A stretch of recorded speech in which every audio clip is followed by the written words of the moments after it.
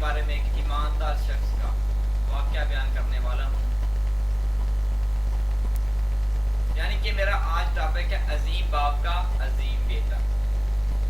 ناظرین، عبداللہ بن مبارک رحمۃ اللہ علیہ کے والد ایک غلام تھے، اپنے مالک کے باغ میں کام کرتے تھے۔ ایک مرتبہ مالک باغ میں آیا اور کہا کہ کوئی میٹھا سا انار توڑ کے لائیے۔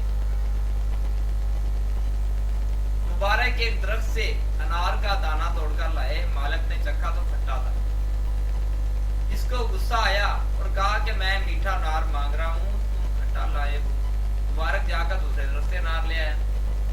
مالک نے کھا کر دیکھا تو وہ بھی کھٹا، اس سے غصہ ہوئے تو کہنے لگا میں نے تم سے میٹھا انار مانگا ہے، تم پھر کھٹا دے رہے ہو۔ مبارک گئے اور تیسرے درخت سے انار توڑا، اتفاقاً وہ پھر کھٹا نکلا۔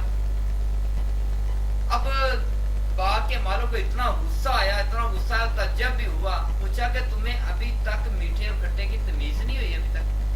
ابھی تک پہچان نہیں سکے آپ میٹھا کون سا کھٹا کون سا؟ اتنی دیر سے کام کرتے ہو اس باغ۔ آگے سے عبداللہ بن مبارک کے باپ حضرت مبارک رحمۃ اللہ علیہ نے جواب دیا، کہنے لگے میٹھے کھٹے کی پہچان تو کھا کر ہی ہو سکتی ہے، میٹھے کھٹے کی پہچان کھا کر ہو سکتی ہے۔ میں نے اس باغ میں سے کسی درخت سے کبھی کوئی انار نہیں کھایا۔ مالک نے پوچھا کیوں؟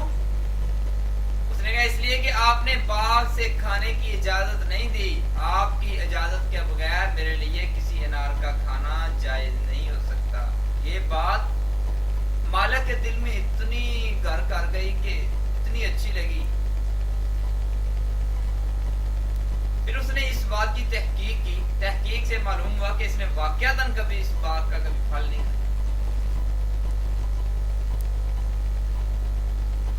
اب اس مالک نے اپنے غلام، اپنے نوکر مبارک کی اس عظیم دیانتداری سے اس قدر متاثر ہوا، اس غلام سے، اس نوکر سے اپنی بیٹی کا نکاح کر دیا، اور اس بیٹی سے حضرت عبداللہ بن مبارک پیدا ہوئے، جو بھی عظیم